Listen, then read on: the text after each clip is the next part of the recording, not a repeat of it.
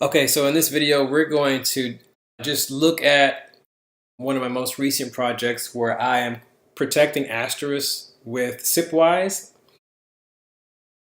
a community edition session border controller. All right. I'm not going to use any of the billing. I've actually disabled the billing pieces, the radomatic as they call it. And I've disabled the asterisk voicemail. We're going to use a separate guest that is running FreePBX, and we're going to send all calls from, I'm pointing here, from the session border controller, the SBC, to asterisk, okay? So in a previous video, I've showed you guys how to, guys and gals, how to build or create a session border controller using the Sipwise Community Edition. Let's just get right into it. I've also used Let's Encrypt to create a certificate for this session border controller and see what that looks like. So I'm going to log in here. Look at that wonderful green lock. So I'm going to log in as myself. All right, self. The first thing you're going to want to do, and I think I may have shown this already, is you want to create, you can create a contact, actually no, create a domain first, okay? What I've done is I've created a domain for the internal IP address. I'm going to show you why I did that, and the public IP address and the FQDN, all right? So after you create a domain, all you have to really do here, let me take a look here, I'll show you what that looks like, is, oh no, oh my goodness, this is different. When you create a domain, okay, you can put the IP address here, and then you can select this contract number, default. If you want to create a contract, you can do that, but again, I'm not using the billing, so I'm just going to add a domain. I can put the IP address here or the FQDN here and click save. You got to select the default as well, okay? So this is the reseller piece. So, and then after that, you can make adjustments for the domain. So after you create the domain, you want to create a contact. I've created a contact here. And in this contact, you're just going to add a first name. You can put a last name, an email address, a company name if you want, a country if you want, and then there's some other fields that you can fill in like time zone, etc. Again, I'm not using any of that in this particular project. So after you create a contact, now you can create a customer. Then and a customer is going to be linked to that contact, as you can see here. This is what a customer looks like. I've selected the contact here. I've selected a profile here, default profile, and I click on save. I'm not using any of these other pieces here. All right. So after I create a customer, now what I can do is I can go and create, I'm just going to create, I create peers. Okay, so I'm going to go to peers. Now I have inbound, for this project, I've got inbound numbers from Telex. And I'm protecting a FreePBX system, so I add those two. Let me show you what that looks like. For Telex, you're going to put a name and a priority and a description. We're going to talk about priorities a little bit later. That's in the handbook that comes with Sipwise. It's available here in documentation. Click on handbook, and then you can get an online version, or you can download the PDF. So let's take a look at this peer. All right, I'm going to click on details. Now I've added the IP address, the host name. We don't really care about. We can put Acme Corp or whatever. We can put whatever we want here because this will actually not get used. What will get used is the IP address and the port, the protocol, the weight, the via route set, and if it's enabled or not. So when you create a peer group, which was the previous menu, you can then create these peer servers. And this is what this peer server looks like.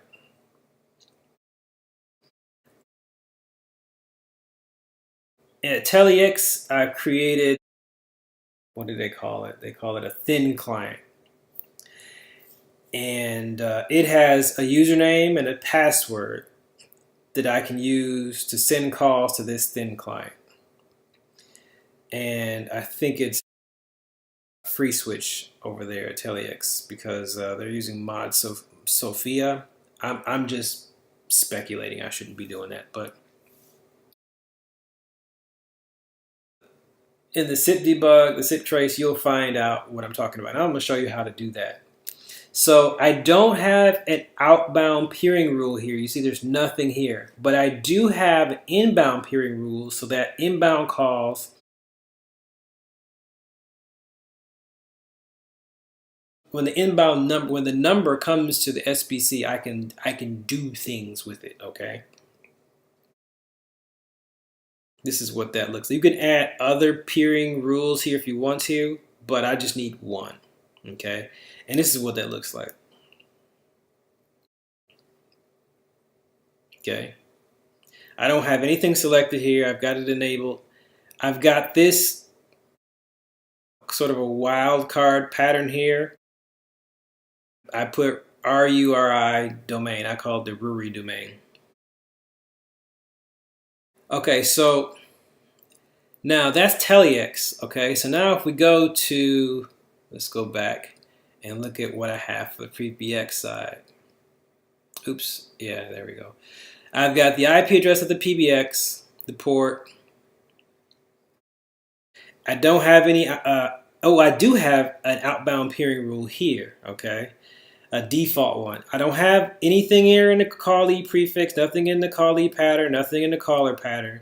I gave it a description, I enabled it, okay?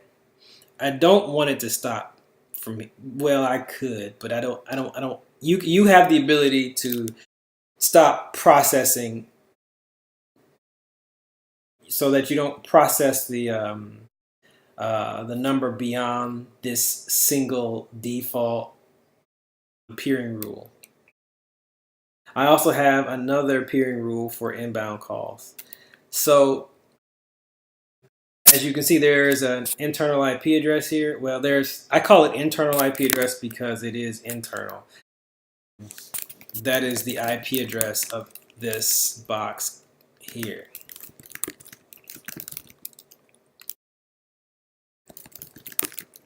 Okay. So this does not have a public IP address, and neither does, well, it does. It's routed to this.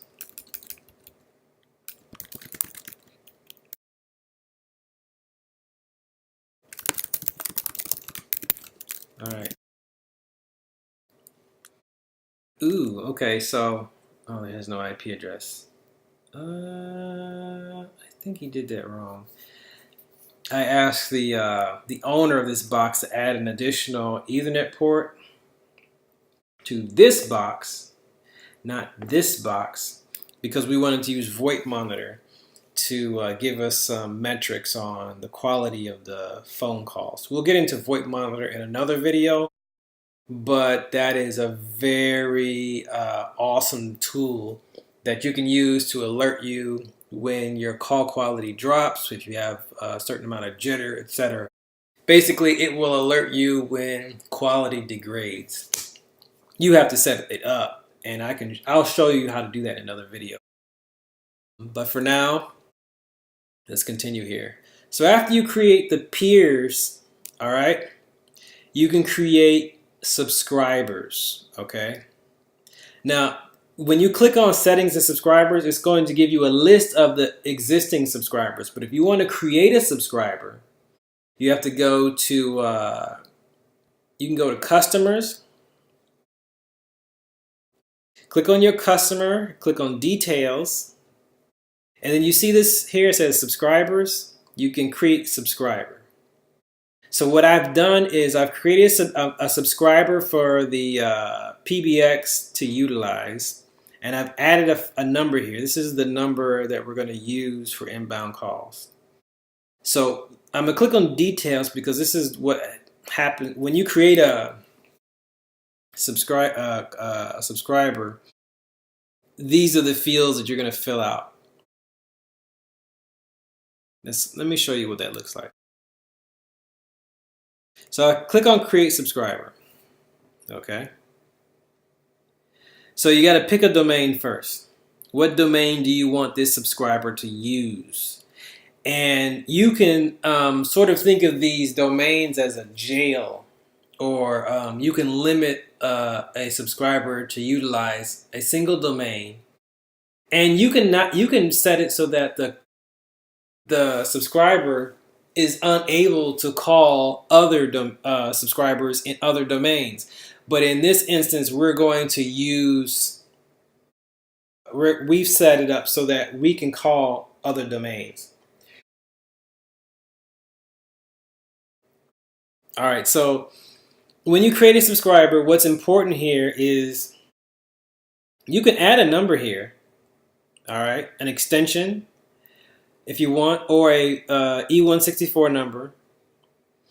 You can add an email address if you want. You don't have to. What's important is the SIP username, the SIP password.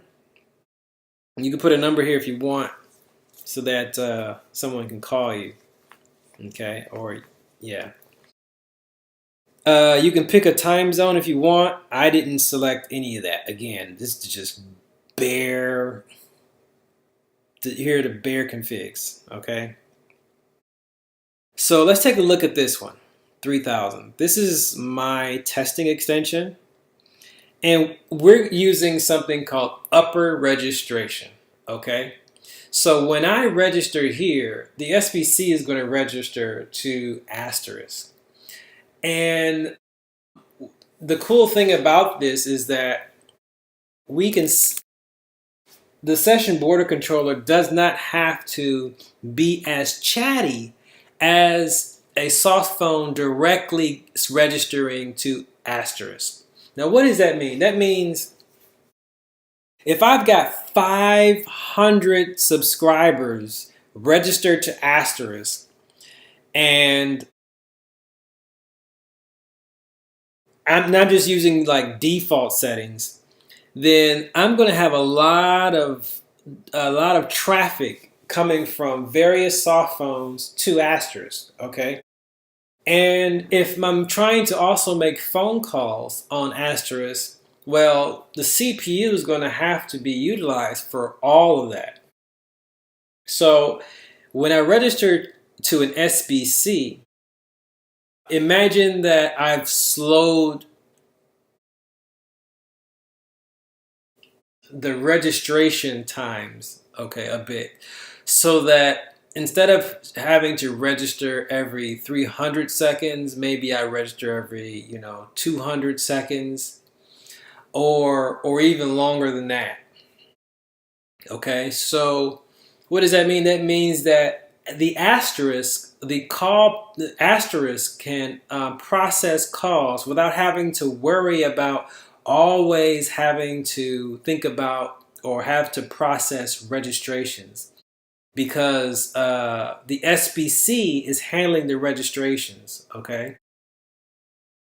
And the SBC can handle that type of traffic, keeping that away from asterisk, since all we want asterisk to do is to process calls, or to even be a media server if we want, okay? Now, at scale, this is important because we want to squeeze out as many CPU cycles for call processing rather than registrations. Now, there's an article about how all that works, and I probably should get into that further, but for right now, basics. We just want to stick with the basics, okay? So I created a subscriber 3000 within the domain sbstracker.net, okay? let's take a look at that. Now the details here are, I'm going to show you what the upper registration looks like. Now, in the master data here, we have a SIP URI, a web username. I'm not using that. I probably should put a password here because that's just wrong. Let's put a password here. Let's call it PayPal. There we go. That's a good one. I like that. PayPal me / VoIP Ninja. So that's if I want to go to see how. Ooh, I'm in. Okay, so I'm in the admin portal, but there's a subscriber portal too that where I can check CDRs, my voicemail, etc. If I was using voicemail. And you see this wonderful password. For you FreePBX users, you might recognize this type of password. So the beauty of an SBC, this particular SBC, is that we don't have to make changes to the existing FreePBX. All right, but my workflow was a little bit different. I knew that I wanted to create an extension 3000 here. So I created a 3000 here. Now I didn't get the password from here. This password does not have to be the same password that is created on FreePBX. However, further in the process, we're going to use the password that is created in FreePBX. What do I mean by that? Well, this is what I mean. I don't know if, okay, that's 169. So let's try this. 269, right? Right. So I'm using the public IP address of that FreePBX system. So I'm logged in here and I'm going to go to extensions. And you see this 3000 again here. Let's click on edit and take a look at what that looks like. So you create an extension here just as you would regularly. And what I'm going to do is I'm going to copy this password here. Okay. And I'm going to go, let me get out of it. And I can paste it here as a SIP password here if I wanted to. So if the user was already using FreePBX, rather than have to change this password, you could put the password here and then have them register to the SBC as opposed to the Asterisk system, okay? Same password. But it doesn't have to be. You can give them a different password here, all right? And here's where the magic takes place. Upper registration. Upper registration happens in preferences, okay? So we go to preferences. And you see this thing here, it says remote authentication. Oh, look at that password. So we're going to put the username here, the password to actually register to Asterisk here, the IP to reach Asterisk, and we're going to click on this button, peer auth register. All right. Let's take a look and see what that actually looks like. Okay, so let's take let's take a look at what's registered. Ooh, now, and it looks like I'm registered still, even though I'm not registered to the SBC. The SBC is registered to Asterisk as 3000. Okay. When I go to Zoiper, it's going to register to the session border controller. You know what? Let me do that again so that you can see what that looks like. So I'm going to go to settings, preferences. You don't have to do this. I'm just going to show you what it looks like. See, I'm registered. There's no traffic here on the FreePBX. It's not chatty. And let me actually show you what that really should look like, okay? So let me check out the filters. Let's take out subscribe, notify, options, publish, and message. We just want to look at register and invite. So look at this. When I register, boom. See, it's registered, but it's registered to the SBC. No traffic here. Nope. Not processing that registration here. Nope. So we go over here and let's take a look at this guy. Filter.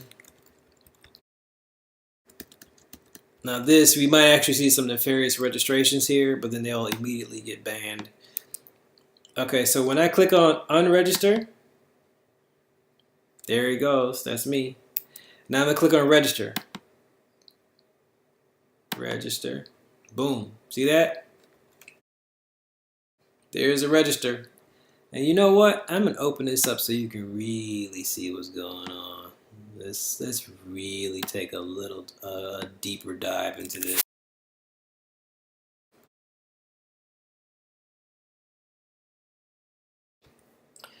There is the 100 trying.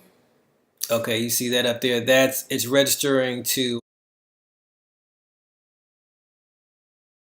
Okay, that's the other side. I'll have to show you what that looks like later. The unauthorized, 100 trying, unauthorized, register, I'm trying 200K. Ooh, 200, okay, that's what we want.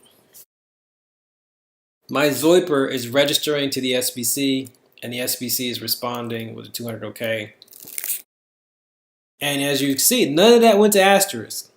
So as you can see, you can have tons of registrations. Well, I didn't demonstrate that, but you can have a bunch of registrations to the SBC, and that doesn't have to be passed to asterisk because it's already registered. The SBC is already registered to asterisk using these credentials. So at scale, you can see how this could benefit you. All right, let's get out of here. And I'm gonna show you what. There's an article around there somewhere. I'm gonna give you that URL, probably in the description. Okay, so now let's get out of this. Yes, get out of this. Yes. I'm gonna run asterisk. And let's just set the debug verbose to like 5, verbosity to 5.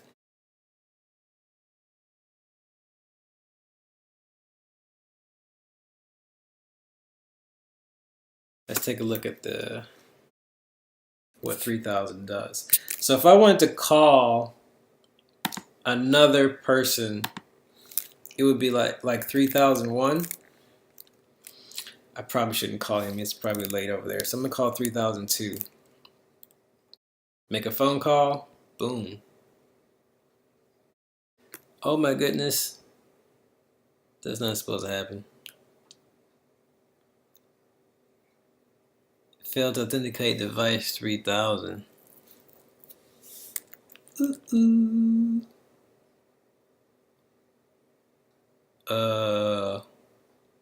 What?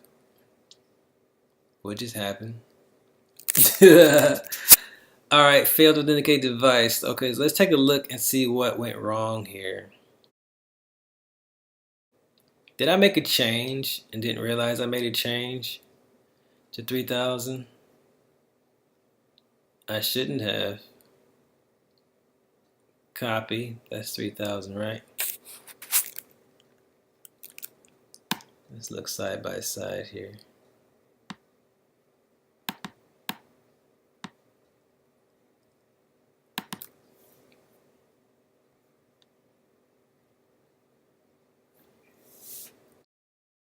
That's correct. So what the heck happened? Internals. If call and callee belong to different. This is the other setting that you would have to set to get this working. Force outbound calls to peer. And set this to if caller and callee belong to different domains, because they do belong to different domains. As you could see, when I go to remote authentication, I'm using this domain. But when I register to this domain. So see how they're in 2 different domains. However, this is freaking me out a little bit because I thought I fixed that.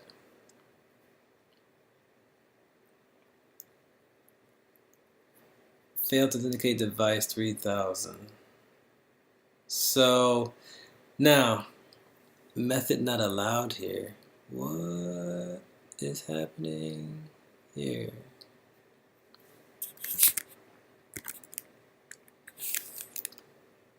I'm registered, right? I am registered, yeah. Alright. Did I make a boo-boo somewhere? It says I'm registered. So Who did I call? 3003.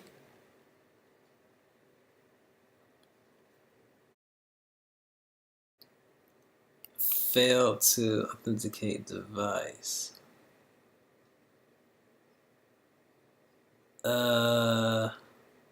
What?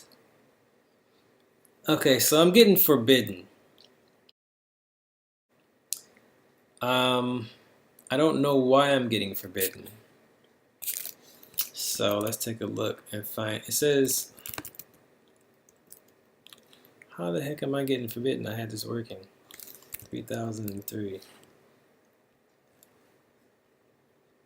Oh, okay.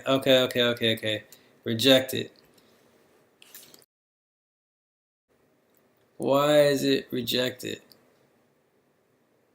Unauthorized.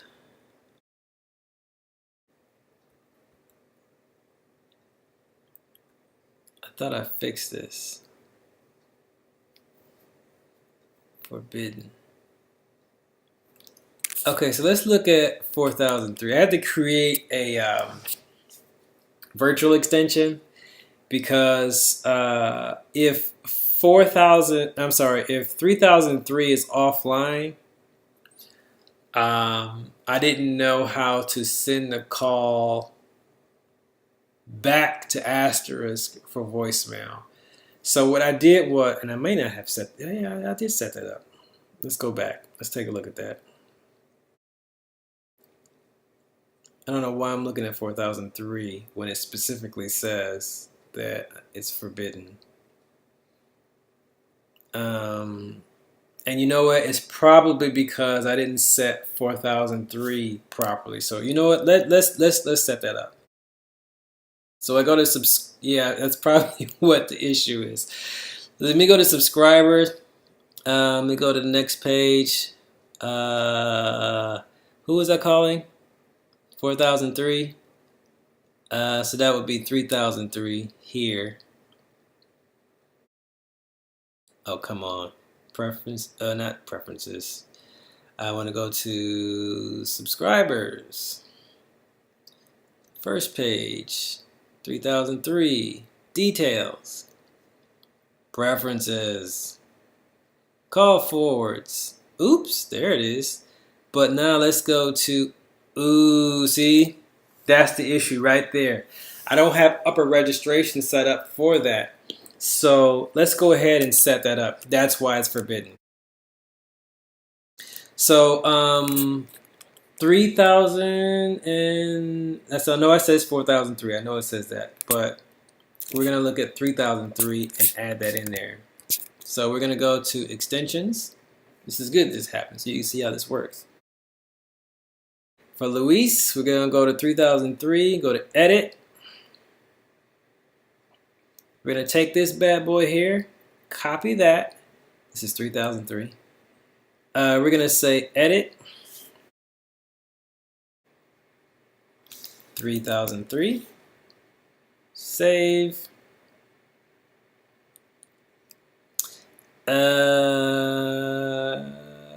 Here. We're gonna go to password. We're gonna paste the password. Save. And then we're gonna say edit. And I forgot what the IP address is, so I'm gonna, I suppose it's, double check that.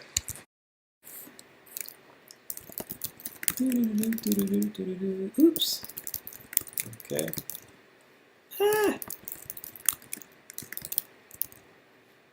Yeah, 169. Okay, so paste, save, and then we're gonna fire asterisk back up so you can see what that looks like. And then we're gonna click on edit, and you might actually see it register because this is new. Save. Ah, there it goes. Boom, register. Now reachable, right? So now, I think there's one more thing that we have to set before I can call this good. So I'm gonna go to internals. Force outbound calls to peer. Boom, edit. And then we're going to click if caller and callee belong to different domains, click on save. And in another video, I hope to have a wonderful interface to provision all these wonderful button clicking pieces that I'm doing here. We'll get into the API at another time. Just make sure the call forwards are there. All right, so now let's try that call again because that was driving me insane. 3003, right? Boom. The person at extension 3003 is unavailable. Please leave your message after the tone. When done, all right, hang up. So you see how that works now? And again, that's working because when we go to domains, right? And then we click on preferences for this SBS domain, and we click on internals. No, I'm sorry, not the domain. The peer, that's what we want. The peer for the FreePBX details. It's because of this. See this here? Callee prefix, callee pattern, caller pattern, number 2, default. That's because of that. Okay? So we can stop this. And again, that command is ngrep-sip. And if we want to look at the SIP trace for 3000, you can add 3000. If you want to do a phone number, you put a phone number in there, okay? Now you can also use sngrep. There's some other tools that Sipwise provides. So now, let's make a phone call. Let's see what that looks like. So let's go back to FreePBX, okay? Now, important pieces here, okay? Trunks. Yes, I've got 3 of them in here. I am actually registering, I'm actually sending the call out from asterisk instead of the SBC in this instance. I really should have the call go back to the SBC and then you have the SBC call Ivy. But I just was not familiar with how to set up from domain in comma alio without breaking stuff.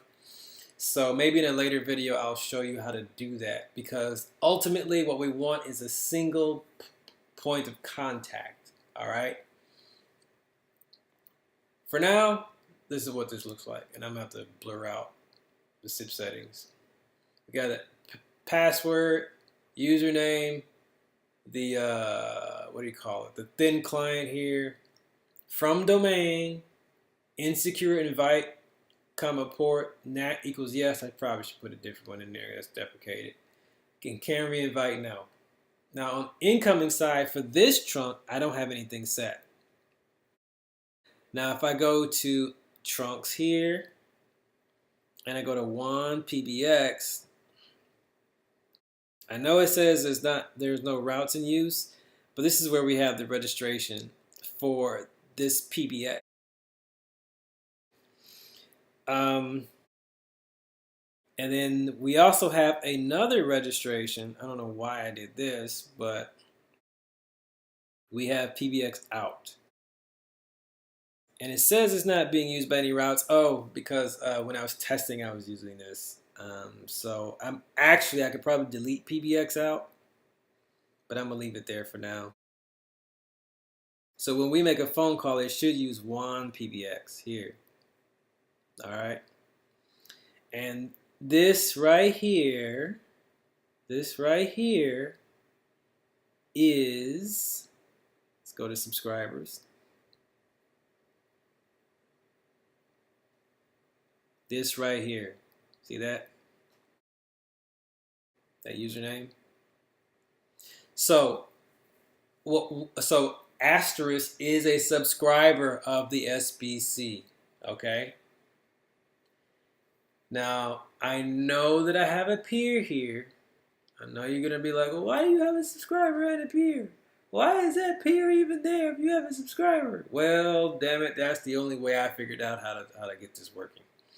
Which is why I've got an email out to Sipwise to get some real training because I may have some redundant stuff in here. But, you know, if this guy can supposedly handle 30,000 subscribers and maybe about 2,000 concurrent calls, I'm not wasting too many resources, okay, with one little extra line item there. Okay, so moving on. We go to outbound routes. We've got an outbound route set here. I'm using Ivy for outbound. Dial pattern, just, you know, 1 and then 10 digits. That's it. Okay. So, I tried, you know what? I tried using PJSIP in the beginning, and it failed miserably. It's probably because I don't understand PJSIP just yet. But I've tried to get it to work, and it failed miserably. But it might have also been because I did not know this little piece here. Let me show you this. Remember the different domain setting? We click on details. I should probably try it again one of these days so I can get with the times and use PJSIP. But for today, it's not happening. So you see this part right here. I don't think I had that set when I was testing with PJSIP. I'm gonna have to try that again on one of these days. So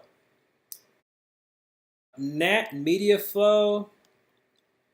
Basically, we're gonna use domain default. This is what we're looking at here. Boom, that's the most important right there. Well, I'm sorry. This is most important here. Bypass RTP proxy. I don't want to do that. Okay. So what I've done is on the SBC, you'll notice that I'm advertising the public IP address. So in etc ngcp config, there's this network YAML. And if you notice, it says advertise IP. Now you could create this file if you want to, but what I did was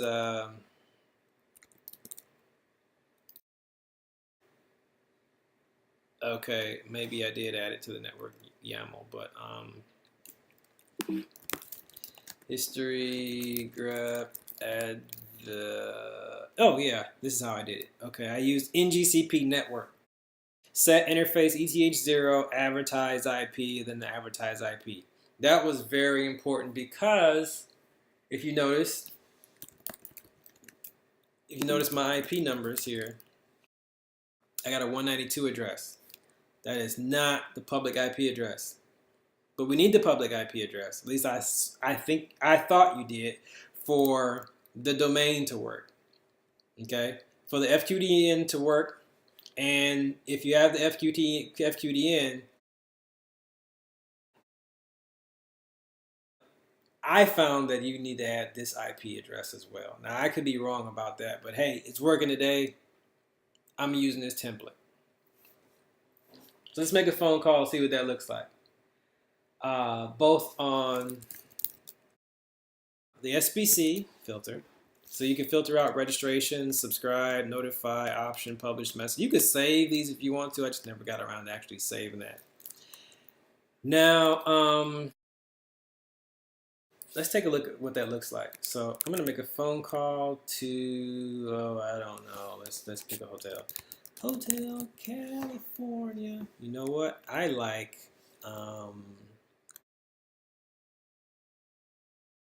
what's my favorite hotel? One of those. What's it called? They got like lemongrass all over the place and Domain. There we go. Domain. There you go. Hotel Sunnyvale.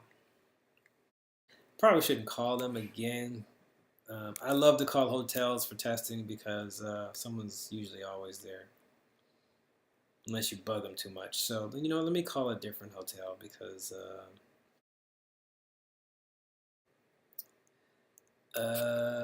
Austin. I'm not messing with Texas. Let's go to Let's go to Florida.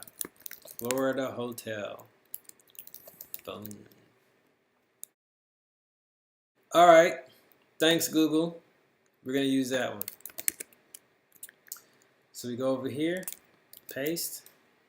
All right, here we go.